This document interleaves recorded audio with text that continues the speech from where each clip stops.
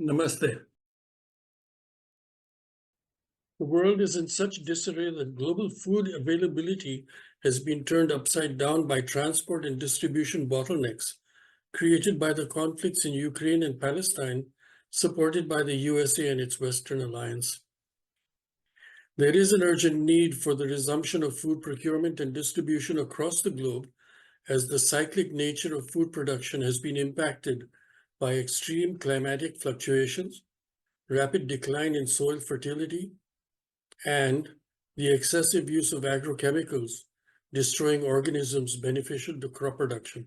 These factors have contributed to the displacement of populations and should also include localized civil war and conflict created to dominate and influence the political, economic, and social fabric of developing economies whose resources are desired by the USA and its Western alliance. Till the overpaid agriculture scientists across the globe deliver the ways and means to increase global production capacities within this changing environment, under a regime in which chemicals and inorganic fertilizers are minimized, decreasing food losses along the route from field to table, and continue to provide the desired product quality, efforts will need to be made by local governments to drive themselves to achieve first their becoming self-sufficient, then to produce for surpluses. While international agro-scientific institutions continue to recommend seeds and production processes that are exploitative, short-term, and only serve their respective sponsors, measures will need to be taken by local governments to improve focus on agriculture, animal husbandry, and fisheries. Western Europe continues to refuse to believe its vulnerability regarding food availability, even after their farmers across the continent have demanded their countries and the EU identify the inequalities faced by them against local competition and imports. The EU nations still do not realize the urgent need to reduce their food security risk, while the opportunities to effectively do so are available.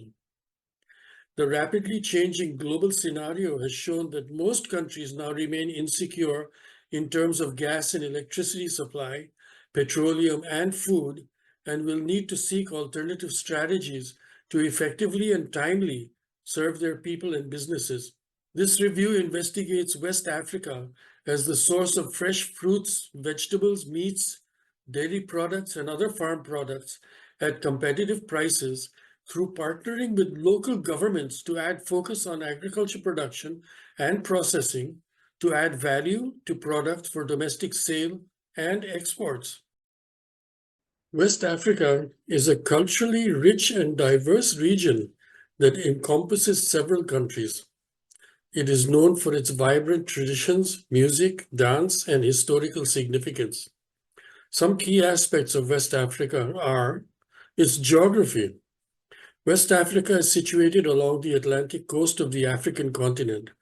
It spans from the Sahel region in the north to the Guinea Gulf in the south. Countries in this region include Benin, Burkina Faso, Cabo Verde, Côte d'Ivoire, Gambia, Ghana, Guinea, Guinea-Bissau, Liberia, Mali, Mauritania, Niger, Nigeria, Senegal, Sierra Leone, and Togo. Its cultural heritage. West Africa boasts a rich cultural heritage shaped by ancient empires, trade routes, and diverse ethnic groups. It is home to iconic landmarks. Its music and dance. West Africa is renowned for its vibrant music and dance traditions. The djembe drum, kora, and talking drums create rhythmic melodies, while energetic dances like the sabar and azonto captivate audiences. You can have a look at these and more on YouTube. Its colonial history. European powers, including the Portuguese, French, and British, colonized various West African territories. The legacy of colonization is evident in the region's languages, architecture, and institutions. Its cuisine. West African cuisine is flavorful and diverse. Dishes like jollof, rice, fufu, and waiki reflect the fusion of indigenous ingredients with global influences. It's art and craftsmanship. West African art includes intricate wood carvings, textiles, and masks. The Adinkra symbols of Ghana convey wisdom and cultural values. Religion. Islam around 43%, while Christianity is around 51%. Indigenous and folk religions are 6%. Education and literacy rate. The adult literacy rate is between 31% in Mali to 91% in Côte d'Ivoire. The literacy of men is higher than that of women across West Africa. The 16 countries in West Africa have agricultural land of which a significant percentage is arable, under permanent crops and pastures, while they also have forest cover and used land for other purposes like buildings and infrastructure. The West African countries that have large areas of arable land are Nigeria, Sierra Leone, Togo, Ghana, Gambia, and Benin. All West African countries have extensive land under pastures, and most have under 5% of the land under permanent crops. A significant percentage of land is under forest cover. Most West African countries have not been able to control corruption, have ineffective governments, are prone to political instability, violence, and terrorism, have low regulatory quality, a low level of rule of law, and lack people's participation and government accountability. Benin, Senegal, Sierra Leone, Togo, Cape Verde, Côte d'Ivoire, Gambia, Ghana, Guinea, Guinea-Bissau, Liberia, and Mauritania are not currently in a civil war and are peaceful. Burkina Faso, Mali, Niger, Nigeria continue in conflict.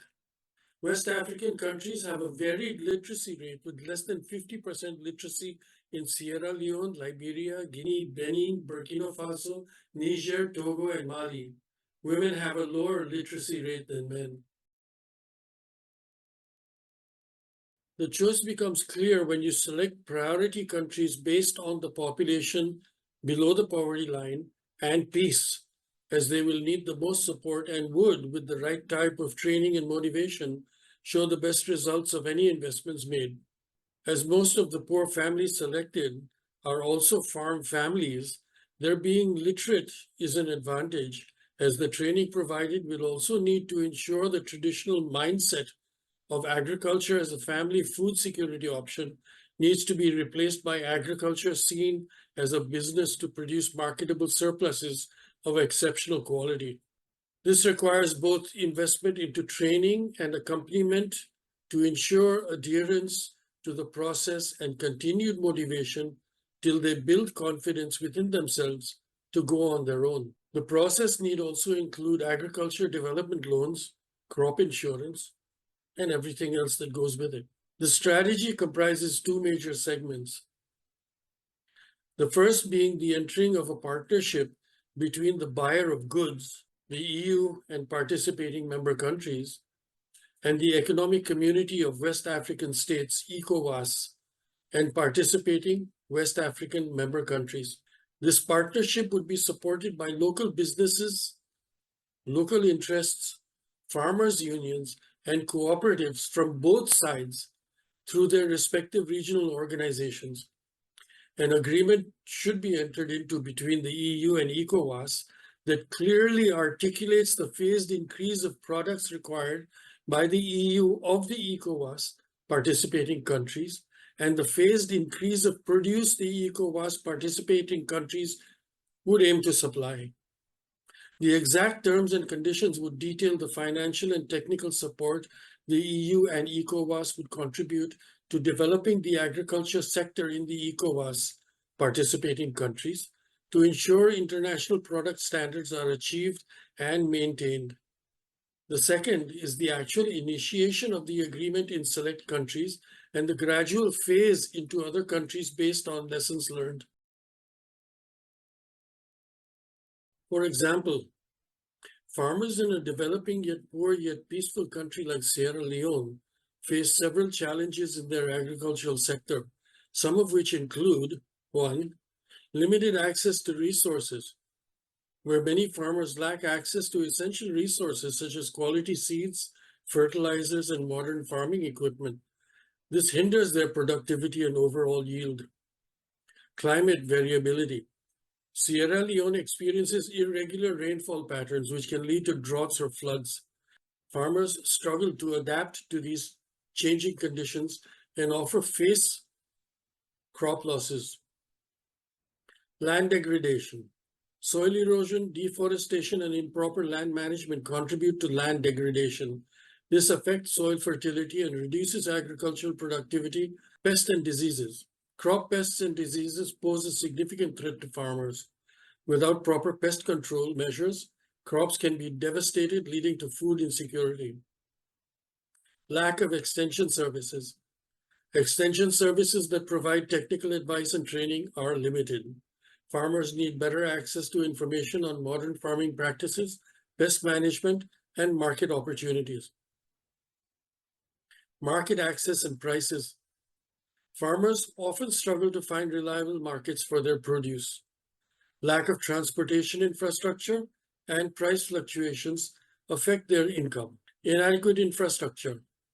Poor roads, storage facilities, and irrigation systems hinder agricultural development. Farmers need better infrastructure to transport their goods and store them effectively. Land tenure issues. Land ownership and tenure disputes can disrupt farming activities. Clear land rights are essential for sustainable agriculture. Low productivity. Traditional farming methods and low adoption of modern techniques contribute to low productivity. Training and capacity building programs are crucial to improve efficiency. Post-harvest losses. Inadequate storage facilities and handling practices result in post-harvest losses. Farmers need better storage solutions to preserve their harvest. Despite these challenges, Sierra Leone has immense potential in agriculture, and addressing these issues can lead to sustainable growth in the sector. Traditionally, land use in Sierra Leone shows of 57% of agricultural land, 23% is arable, which is 1,584,000 hectares, of which around 500,000 hectares is already currently under lease agreements with foreign agribusiness investors, which is a growing contentious issue. 1/5 is suitable for agricultural purposes, 2% under permanent crops, and 31% is pasture land. About 38% is under forests. Agriculture subsectors of interest in Sierra Leone are crop farming, cultivating various crops for food, fiber, and other purposes, livestock raising, animals such as cattle, sheep, goats, pig, and poultry, and fisheries and aquaculture, involving fishing and cultivating aquatic organisms. Traditionally, Sierra Leone's main investors were Nigeria, Sweden, Mauritius, Belgium, Germany, and the United States, but China has become a major investor. Foreign investors are engaged in energy, including renewable energy, infrastructure, agriculture, fisheries, tourism, and natural resources. Sierra Leone is seen as many to be the choice for making a profitable investment.